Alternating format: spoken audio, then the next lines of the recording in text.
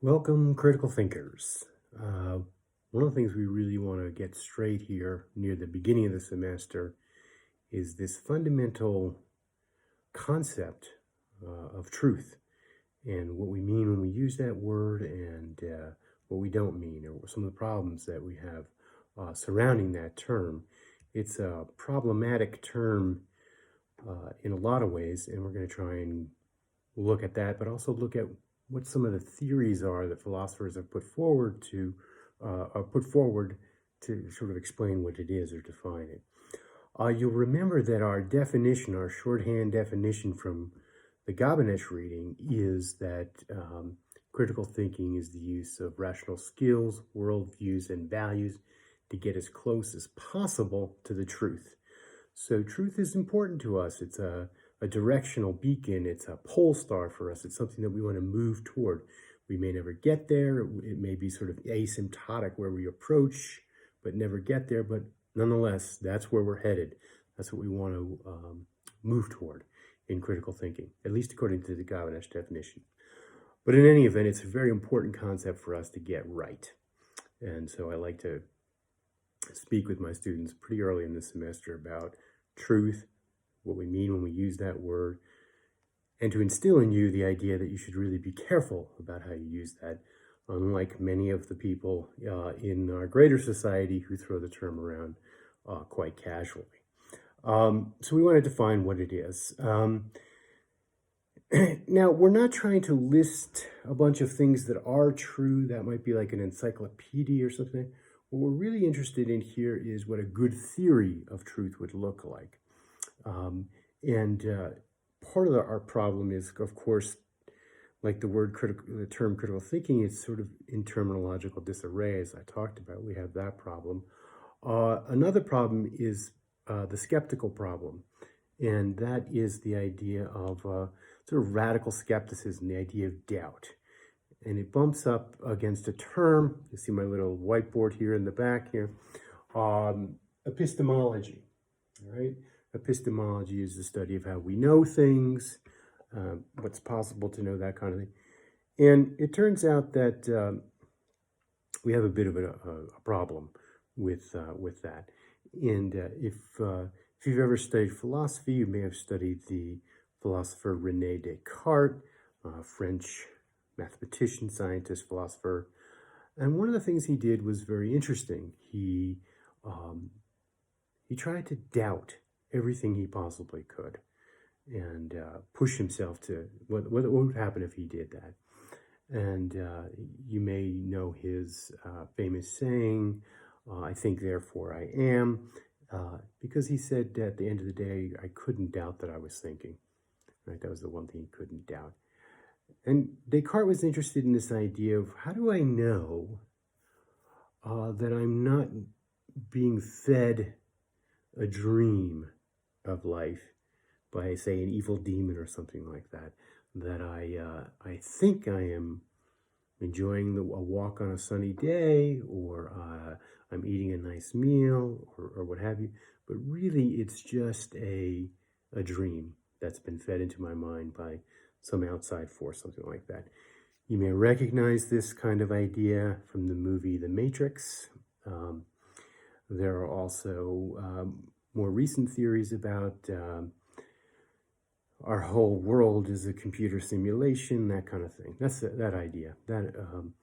And as far-fetched as that actually seems, we have to acknowledge that it's a possibility, a very remote possibility, and certainly most of us don't live our lives as if that were the way things are. But that skeptical problem, that epistemological problem, is something we should just posit and deal with right at the beginning. So my basic approach to this is to talk about that problem at the beginning and then sort of table it. Yes, it's there, but let's look at some theories of truth, and with that idea always in our minds. Descartes, I have my little brain in a vat here, is another way to think about that problem. How do I know that I'm not just some brain in a vat here, being fed electrical impulses And the life that I think I'm leading as a professor of critical thinking and English is really just all being fed into my brain in some laboratory where my brain is submerged in warm liquid goo and is being manipulated. As far-fetched as that sounds, we have to acknowledge that as a very remote possibility, but a possibility nonetheless. So it's sometimes referred to as the brain in a vat problem. In the notes, there's some reference to a couple of other philosophers, Hilary Putnam and Robert Nozick, that if you want to read more about this brain in a vat problem, you certainly can do that as well. So let's table all of that stuff and get ourselves into the theories of truth that have been put forward. And there are really basically three of them. There are branches and little extensions of this, things like isomorphism and whatnot, but there are basically three main theories. And I have them listed here on my whiteboard here. So we have first here the coherence theory, the pragmatic theory, and the correspondence theory. And I'm going to go through each of these and talk about them, and we're going to pick one of those as basically the way that we talk about it in the theory that we'll use for our purposes in the class. Okay, so first let's look at the coherence theory. You may notice that there's a web here drawn next to the coherence theory. And basically the coherence theory says that a belief is true if it coheres with or is consistent with the other beliefs that I hold. So I have a consistent web of beliefs. And there's something to recommend this. I think that is the way that oftentimes we try to check out if we believe something or think it's right. The problem with this theory is that it leaves the world out in a pretty crucial way. So how do I know that my web is true, the entire web? So you can think of, for example, a novel or a story. It's very internally consistent, it coheres together, but the entire web, the entire narrative is false, it's a fiction. And that becomes a problem. And the problem is, it's often called relativism, objectivism, and you may know these terms from other things that you've studied. And so if in the notes I have an example here, let's say rock climbing, for example, is one of my favorite activities, and I think it's a very fun and safe activity. There's a lot of good, if you have good equipment and everything, it's really safe, so I think it's a really fun, safe thing. But you, on the other hand, think that it's very dangerous and crazy for people to be doing something like that. So do we say that for me, it's true that rock climbing is safe, and for you, rock climbing is not safe, that's true for you? So we get into this kind of expression that you might hear quite a bit. People say, well, it's true for me, it's not necessarily true for you. I want to say that that's a very confused way of using the term true and not accurate, okay? What would be more accurate is to say, I think or I believe that rock climbing is safe, and you could say, I believe or I think it's my opinion that rock climbing is not safe. Not true, right? So we're not using that word true, but a belief. So it's important that we realize that believing something doesn't make it true. Holding something in our minds and believing it is not what makes it true, okay? But if we stick to the coherence theory, we can create a coherent narrative or web of beliefs where we would say that. So that introduces the problem of relativism, that truth is relative, all right? So you'll hear people say, I have to speak my truth, or speak your truth, or that's your truth, and this is my truth. And that really debases, for our purposes, the notion of truth, the word truth, to mean something, well, to mean whatever we want it to mean, basically. And it's not a careful use of the word, okay? So the coherence theory leaves the world out in a very crucial way, okay? And you have to remember that, you know, that skeptical problem always, and you know, how do I know I'm not dreaming of life and everything, but also just the idea that it's relative. So what makes something true is that it's got something to do with the world. It's not just what I believe, right? So truth is relative in the coherence theory, and it's sort of unconnected to really what's going on in reality. Now, maybe I can't know reality. That's a different problem, but there should be a connection with the way things really are. All right, so the next theory is the pragmatic theory. A lot of students like this one, or a lot of people like this one. It is connected to pragmatism, which is one of the only American sort of major contributions to philosophy, original contributions to philosophy. Most often associated with William James. If you've ever studied psychology, for example, you would probably read James. The Varieties of Religious Experience, you may have heard of that book. He's the brother of Henry James, the novelist. Impressive guy, interesting guy. So this idea says that what is true is useful. All right, it brings the idea of utility. So I'm going about living my life. I have certain goals, and if the things that help me achieve those goals and help me be successful, that's what truth is, right? And it's you can see why it's an attractive theory, because it really takes the notion of truth out of this sort of Platonic heavens of the forms and things like that, and brings it down to a very practical level. But we have to ask ourselves: is it the case that that truth is always useful, or thinking things are true and they're useful to you at always? So in the notes I have, you imagine a situation where, let's say you live in a society, a despotic tyranny like North Korea. And really, if you know that you live in a despotic tyranny, that could actually get you in trouble. And if you believe that, that could really get you in trouble. It wouldn't be useful to you to know that or to think that. Really, what would be the most useful thing would be for you to think that you live in a workers' paradise, or whatever the propaganda line is there in that country. So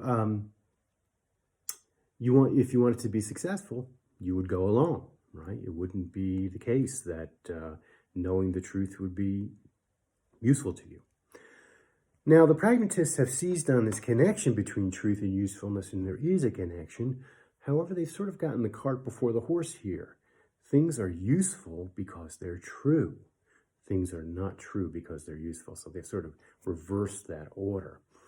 If I, for example, have the belief that jumping off tall buildings is a bad idea because I will hurt myself or kill myself, it is the case that that's a very useful piece of information. But what makes it useful is that it's true, right? Not the other way around. It's not that the usefulness depends on the truth. The truth does not depend on the usefulness. And you saw with the case with North Korea, we saw something that was a true piece of information, but it wasn't useful. So that connection is not always so clear. So there are problems with the pragmatic theory. It also suggests that you can will belief, that you can make yourself believe things. And if you study philosophy, you know that there's very strong arguments for the idea that belief is involuntary. There's an involuntariness to belief. Otherwise, we could simply just change our minds at will. This brings us to, I think, what is the correct theory. And it's a very simple, commonsensical kind of notion. But it's important that we get it right. So belief is true if it represents the way things really are outside of us. Again, it's possible that I can't know. That's the epistemological problem. And yes, we have that.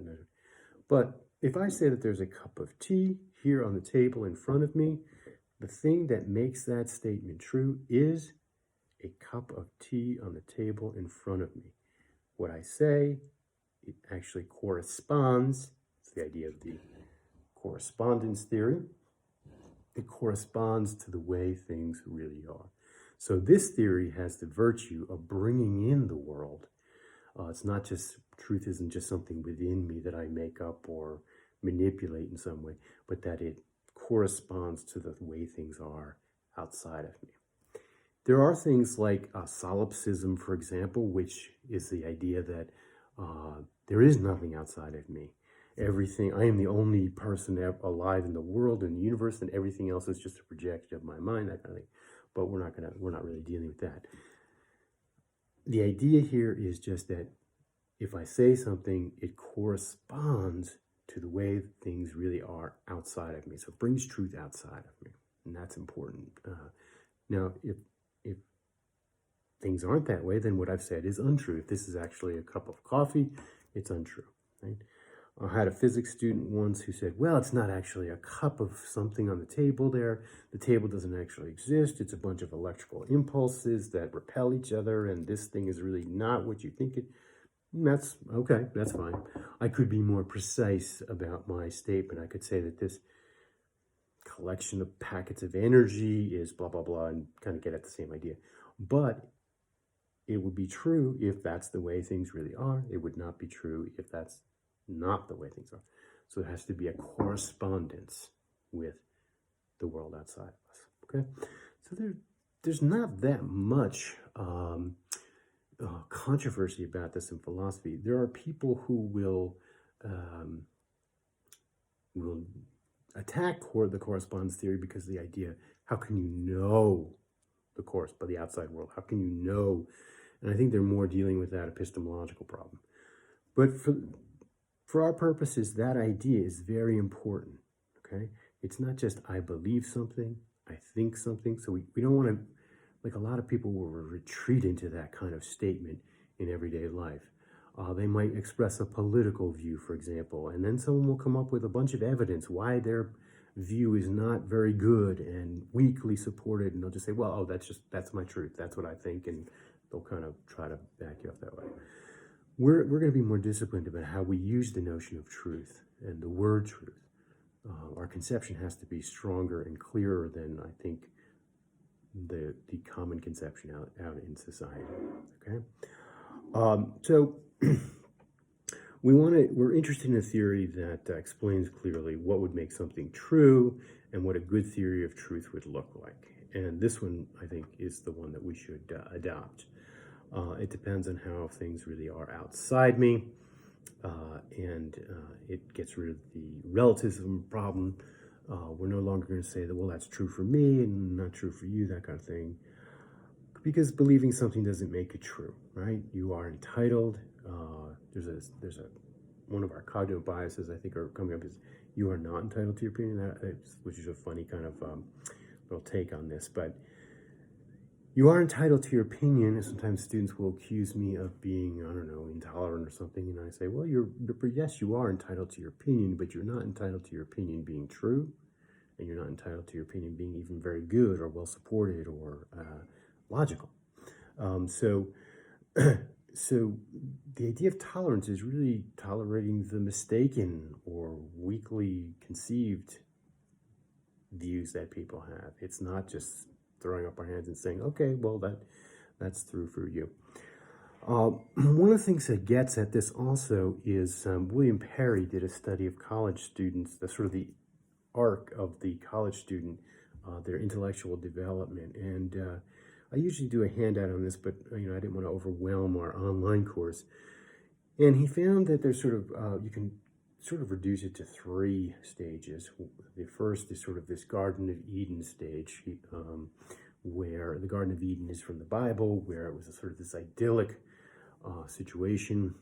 I don't want to assume that everybody knows this story, but and Adam is made, and then he's lonely, so God makes Eve, and they're the 2 people there, and then they eat of the fruit of a particular tree that they're prohibited from eating, the tree of the knowledge of good and evil, and they eat it, and they're thrown out of the garden forever. And this is sort of the initial stage that a lot of people are in, and it's characterized by very black and white thinking, right? We know certain things. We're raised in certain ways. We have certain experts or authorities that we get truth from, or how things are from our parents, maybe our church or other people. And if we go to college, sometimes one of the great things about college, and also one of the scary things, is all the collisions, the bumping up against people who think differently than you do, who hold other positions. And at first, people in this stage, when they bump up against someone who disagrees with or holds another belief contrary to their belief, they kind of get upset, and they sort of say, oh, my experts are better than your experts that you're citing, or my authorities are better than yours. But if they're really honest with themselves, they sort of move out of that phase eventually and into this middle phase, which Chaffee did a nice simplification of this. He calls it anything goes stage. And this is where a lot of students are at, where they simply surrender the idea that anything could be true, and they say, oh, whatever you want to believe, anything goes, right? And that's relativism or subjectivism. And we've seen that that's a problem as well. But ultimately, if they move into this final stage, this critical thinking stage, they will move into a stage where, yes, they acknowledge that things could be, they could be wrong about certain things, so they hold their positions provisionally, and they look at what's the best evidence for different positions, and if they find a better argument or better, they move on from that one because they now have a better, stronger position, and they're entering into a critical thinking stage, the third and higher level stage. And Perry has found this when he did it, and it's been duplicated since, that a lot of people go through this sort of developmental arc. He called it positions. There were 9 positions and everything. But I think similar with this, these conceptions of truth, where it takes some work, it takes some development, intellectual development, to get to a stage where you're more rigorous about the notion of truth, where you use it carefully and your conception of it is much more accurate. And it's not simply relativism or sort of that black and white thinking of the Garden of Eden stage, but it's a more highly developed, sophisticated way of looking at things. I want you to be careful about this. I want you to, you can certainly notice it all around you, where people insist that what they say is true, but really what they're saying is what I believe, or what I think, or what my opinion is. So be careful about how you use this particular word, because it's a fundamental concept to us, because as critical thinkers, we're trying to move closer and closer to truth.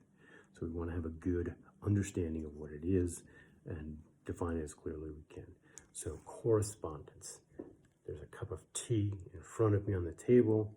The thing that makes that true is a cup of tea on the table in front of me. If there is not a cup of tea on the table, then I uttered a falsehood. It is possible that I'm a brain in a vat somewhere, and I'm imagining or being fed impulses to believe that there is a cup of tea, and that's the epistemological problem. But again, we're going to table that. We're just looking at what would make a good theory of truth. And it's the correspondence theory that really is the theory of truth that is the best here. So I hope that's clear, and I hope that truth becomes an important concept to you, that you're not willing to tolerate its abuse as a term.